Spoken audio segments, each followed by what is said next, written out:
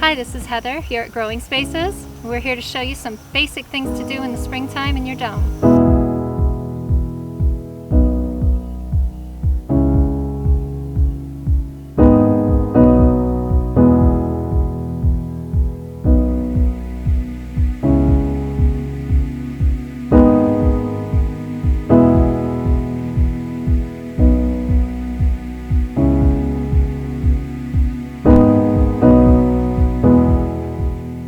I'm excited to get here every morning. I love the plants. They're like pets to me.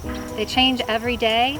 I'm excited to see what's going on in the domes. When I first show up, I put my water on top of my car, bring my own shovel because I'm particular about my tools. I walk inside the domes and check to make sure everything's working properly. Then soil, I check for moisture levels. For checking the soil moisture level, I choose to use the finger test because I feel it's more accurate. I encourage everyone to have a relationship with their soil, to know what you're looking at and what you feel with your finger, and to be able to identify whether it needs water or not. Then I check my leaves of my plants, especially the large leaf plants, tops and bottoms, for aphids or any other pests that might be happening. Happens a lot in the spring that things can happen very quickly. If I find anything, especially a little bit of aphids, I just use Dr. Bronner's peppermint soap and some water, give it a spray, then rinse it off with some water, takes care of it. Aphids happen in the spring in a lot of domes. Often it's a ventilation thing. Ventilation is essential. Make sure your fans and your vents are all working properly. And even with the fans and vents working properly, the plants are pushing hard and growing fast.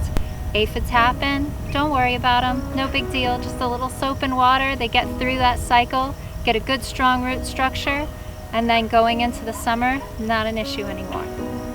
Next thing we do is deadhead all the flowers, just because flowers are beautiful and we want more of them.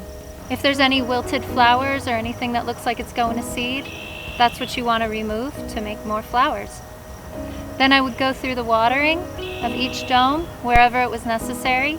Sometimes I use the tank, sometimes I use a hose, depending, and you might have other methods from rain barrels, and just make sure that all the soil and plants have what they need. Along with the deadheading, I have the grapevines that require constant maintenance.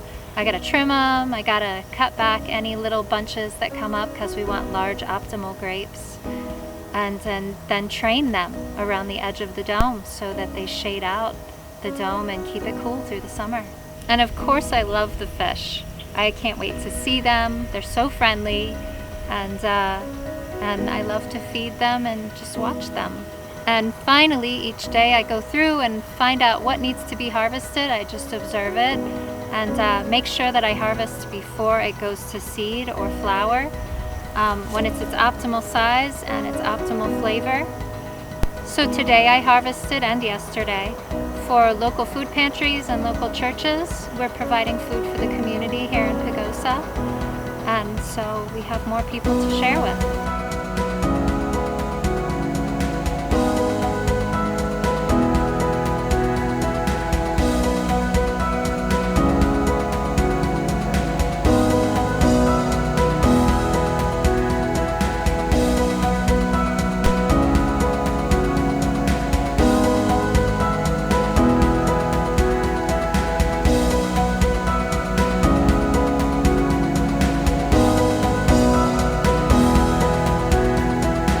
If you do these daily routines, make it a daily part of your life, there's so little effort.